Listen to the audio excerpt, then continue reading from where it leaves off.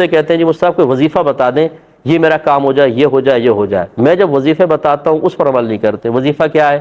گناہ سے بچیں، علم سیکھیں، نماز کی پابندی رکھیں، قرآن ترجمہ اور تفسیر سے پڑھیں، آوارگر دوستوں کی اور برے لوگوں کی صحبت چھوڑیں، نیک لوگوں کے قریب آئیں، کوئی دینی ماحول کے قریب آئیں۔ جب یہ 6 وظیفے بتاتے ہیں تو بولتے ہیں یہ بڑا مشکل ہے، بس ایسا کوئی کراماتی وظیفہ بتائیں کہ ہم جھوٹ بھی بولتے رہیں، فراڈ کرتے رہیں، اللہ کی نعمتیں کھا کے اس کے دشمن شیطان اور نفس کا کہنا بھی مانتے رہیں، اور ہمارے سارے کام حل ہوتے چلے جائیں۔ ماشاءاللہ جی ماشاءاللہ، بڑے پپو ہیں آپ کہ ساری اپنی خواہشات کے مطابق آپ زندگی گزاریں، اور ایسا وظیفہ مل جائے کہ معاذ اللہ ثم معاذ اللہ پھر رب ہمارا رب نہ رہے بلکہ وہ ہمارے تابع ہو جائے اور ہماری باتیں ماننا شروع کر دے۔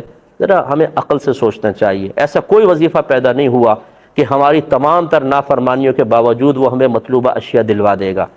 نبی کریم صلی اللہ علیہ وسلم نے صحابہ کرام کو صبر، اللہ کی رضا پر راضی رہنے، نماز اور نیکیوں کی تلقین فرمائی، ان کی مصیبتیں دور ہوتی تھیں۔ یہ طریقہ اختیار کریں۔ کوئی بات میری ناگوار گزری ہو تو معاف کیجیے گا، لیکن میں دل سے بات عرض کرتا ہوں، یہ جو ہم نے طریقہ کار اختیار کیا ہے کہ اپنی مرضی کے مطابق لائف گزارو، اور پھر اللہ تعالیٰ کو بھی اپنی مرضی کے تابع بناؤ کہ جو ہم مانگ رہے ہیں اللہ کو چاہیے کہ فوری طور پر دے، اس روش کو ختم کرنے کی ضرورت ہے۔ وہ ہمارا رب ہے، بندہ نہیں، ہم اس کے بندے ہیں، ہمیں اس کی اطاعت کرنی ہے۔ اللہ تعالیٰ کو اپنا مطیع معاذ اللہ بنانے کی کوشش نہیں کرنی ہے، یہ غلط ہے۔ دیکھیں مسئلہ یہ ہے کہ ہمارے ہاں بہن گھروں میں مذہبی ماحول بنا ہی نہیں ہے۔ ہم صرف بچوں کو قرآن ناظرہ پڑھا دیتے ہیں، زیادہ سے زیادہ حفظ کروا دیتے ہیں، اس کے بعد نہ موت کی فکر، نہ موت کا ذکر، نہ قبر کا گھر میں ذکر ہوتا ہے، نہ میدان محشر میں اللہ تعالیٰ کی بارگاہ میں کھڑے ہو کر اپنے دنیاوی کارناموں کے حساب و کتاب دینے کے کوئی تذکرے گھر کے اندر ہوتے ہیں، نہ کوئی درس قرآن ہے، نہ کوئی درس حدیث ہے۔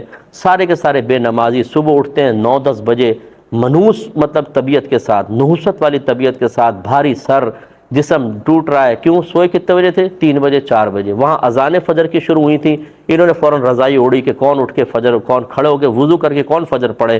چھوڑو، اللہ کا کھاؤ لیکن بات دشمن اور شیطان کی مانو۔ جب گھر کے اندر ایسا ماحول ہوگا تو میری بہن یہ بتائیے، اور نماز پڑھنے کو آپ کہہ رہی میرے دل نہیں چاہ رہا، ڈپریشن ختم کیسے ہوگا؟ مصیبتیں بھاگیں گی کیسے؟ گھر میں نورانیت اور برکت کیسے پیدا ہوگی؟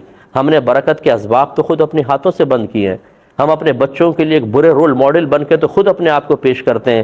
ہمارے بچے ہماری روش پر چلتے ہیں، وہ بے نمازی بنتے ہیں، وہ جھوٹ بولتے ہیں، وہ فراڈ کرتے ہیں، ان کے نزدیک دنیا اہم ہے، آخرت کی کوئی پرواہ نہیں۔ یہ کس نے ان کو تعلیم دی ہے؟ کس نے گھر سے ذہن سازی کی ہے؟ ہم نے تو کی ہوتی ہے۔ اس لیے اس کو تبدیل کرنے کی ضرورت ہے۔ اللہ تعالیٰ نے فرمایا وَاسْتَعِینُوا بِالصَّبْرِ وَالصَّلَاةِ، نماز اور صبر سے مدد طلب کرو۔ ہر ڈپریشن کا حل اس میں ہے۔